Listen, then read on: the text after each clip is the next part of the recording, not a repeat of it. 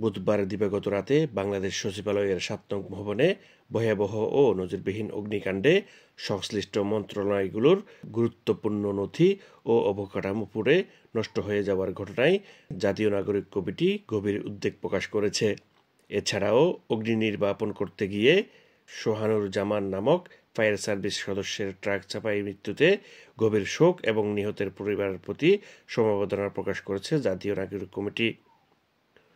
সচিবালয়ের মতো একটি নিরাপত্তা বেষ্টিত স্থানে এই ধরনের ভয়াবহ অগ্নিকাণ্ডের ঘটনা পতিত ফ্যাসিবাদী শক্তিদের ষড়যন্ত্র বলেই আমরা মনে করি।